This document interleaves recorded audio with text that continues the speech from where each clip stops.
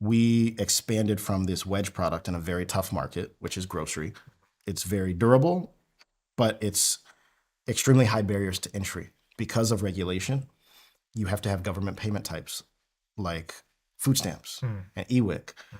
It's 3 orders of magnitude more inventory than a restaurant or a coffee shop. So if you think about a coffee shop, they have 50 menu items, or a restaurant, there's 100 menu items. In a grocery store, there's 50,000 or 100,000. You have to think about and reason about all that complexity. And so we went on this odyssey over that 4-year period where it took us to, design partners in Western Colorado, visiting stores in Amsterdam. We want to get this global view of how grocery worked so that we could build the canonical operating system for all of food retail globally. That was our ambition, but we had to do it one store at a time.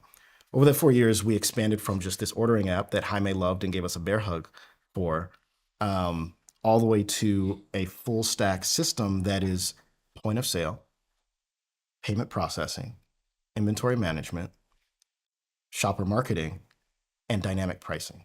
These are the 5 pieces that allow us to go in and double the net profitability of the grocery store. And that is the end product that we needed. I actually distinctly remember Michael Seibel. We were contemplating, man, this is a very scary leap to go from just an app, which even pre-Claude, like anybody can build an app, to hardware and to payments and to becoming this grown-up compound startup. And I remember Michael Seibel said specifically, this is what you have to do. Where in the grocery store is your customer spending the most money? Our customer being the store. What technology are they spending the most money on?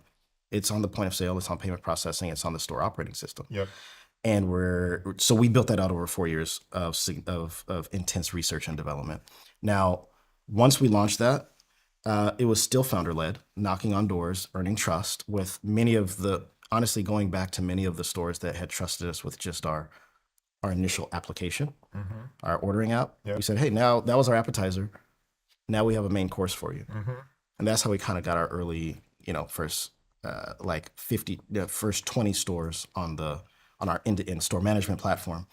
Then we hire 3 sales reps, coming back to your question of our go-to-market. Now we go to founder-led sales where we have, 3 sales reps focused on Northern California, gave them quotas, and we ramped them and we got them to success. I think, quotas are roughly $1 million a year, and they were successful. That then led us to founder managed sales, or even really a scalable go-to-market motion that we have now, where we have a US head of sales. We have a sales team of 15 spread nationally, focused on different geographies, and there's an inside motion. But all of it comes down to that core sentiment of you have to build the rapport with the grocers. Our sales reps are field sales reps. They knock on doors. They have a playbook for how to identify grocery stores. You can use various heuristics online to figure out what are the best ones. Google reviews, different things. And then once you get in the store, it's about how do you build that relationship and how do you diagnose pain points and, again, have that human touch that YC taught us. I think a lot of founders start with a wedge product like you guys did. And they think, okay, I'm going to sell this wedge. I'm going to find the people that want the wedge. And then we're going to expand our product line as you did. And then just go back and expand within those businesses. And they're going to pay us more and everything will be great. Was that your experience? Or was it actually a lot harder than you thought to get people? Like you're asking people to rip out their point of sale system. Right. Even though they trusted you and they used you for this one piece. Was it as easy as you thought it might be, or did it turn out to be harder? And what ended up being the pitch that worked to convince them to rip out the thing that was already working for them? It actually became a really big deal. You're asking them to kind of do a heart transplant. And not everybody wants to do a heart transplant. But what we found out is that if you actually just tightly couple our solution to their P&L, and you talk about everything in terms of P&L. So our formula is actually 3 things: sales, gross margin, and labor. Everything about Vori right now, from the way we build product to the way that we sell it to the way that we onboard it, is focused on those end microeconomic levers of the grocery store. And our impact overall has been, across our whole body of customers, 20 to 25% lift in net sales. That's massive for a grocery store that's doing $1 million to $1.5 million per month in volume. 2, growing their adding 7 to 10 points in net profit in gross margin which is basically a 25% lift from where they are, that's huge. That means every sale they make is more profitable. And then 3, labor, to be able to come in and say, we can come in and repurpose 1 or 2 of your headcount from doing valueless work like hanging up shelf tags or printing out paper and re-typing in data into your back office ERP. Forget all that. Go spend time with your customers. When you add that stack of value up, all of a sudden, Vori is the number 1 investment that they can make pretty much in there. We have grocers that say, Vori is the best investment I've made over 20 years. So now when you actually approach the store and say, hey, we want to rip out your POS and replace you with something that can double your net profitability, it becomes a no-brainer. And so our median sales cycle is something like 18 to 21 days. And our median deployment cycle is, I think, 37 days now. Yeah. So it's not like a lot of people might misunderstand and think, oh, it takes Vori 6 months to sell a grocery store and then another 6 months to get them live. No, you're actually seeing almost like SMB, almost consumer-like buying patterns, but with ERP level complexity and stickiness.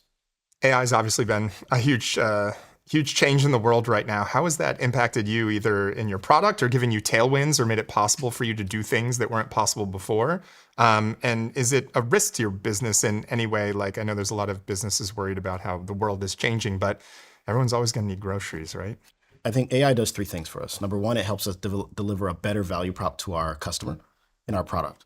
Number 2, it allows us to operate more efficiently as a business. And then number 3, there is a defensibility that it gives us overall. So in terms of our product is driven by 3 agents that take autonomous action on behalf of the grocery store, right? You have our inventory agent that will automatically queue up orders when it's time to replenish from the grocery store, or automatically generate personalized offers to help grocery store customers increase their basket sizes. Oh, of course, our pricing agent is most powerful, because if you imagine tariffs and inflation, the cost of goods of a grocery store is always going up. Bananas are going up, milk is going up, and the cost that a store has to pay to procure those. And so how do they stay on top of their margins? Vori automatically recognizes a price change from an invoice, pushes an update to the shelf with our electronic shelf labels, and makes sure that the customer pays the right price at checkout, which is ours as well. And that entire chemical reaction is done automatically in 1 step, whereas it was 12-step process before. Internally, we are now shipping stuff that would take a year in a quarter, in a month, and a month in a week, and a week-long dev cycle will take a day. And that's really exciting. And on the go-to-market side, we have sales reps who are coding to win deals. So we're completely AI pilled internally. And then lastly, when you think about the moat, I'm seeing this bifurcation in what's going on with AI. I think you have AI for kind of digital work. People talk about the thin AI wrappers, pieces of software, basically the cost of software going to 0. And then you have AI for real industries. I think Vori sits in this interesting place where it's like the Halo business, heavy asset, low obsolescence, where we have hardware. We have, of course, we're AI native. We have payments and government regulation. We have multiple layers we have operations to get the product in the store. Yeah. What it takes for us to win only becomes cheaper, but what it takes for somebody else to catch up only gets more expensive. I'm very bullish on any startup that's building for these big pillars of the American economy: healthcare, food. I think Travis Kalanick has a whole thing on physical AI. Sequoia actually has a piece on how retail, the genealogy of retail, and how every technological innovation has driven a new unlock, like manufacturing unlocked department stores, railways unlocked Sears, microprocessor unlocked all of Walmart's innovations. Now AI is going to produce what? Well, Vori is sitting in this interesting place where we see, Aaron, there's this interesting thing going on right now where there is a $1.5 trillion race to transform and define the future of American retail that nobody's talking about. 2 of the largest and most operationally rigorous companies on the planet are literally betting their next $1 trillion of market cap on this right now, and that's Walmart and Amazon. Walmart, in the past 3 months, have filed 50 retail AI patents to transform Walmart supercenters into stores of the future. Amazon, they invented the e-commerce format.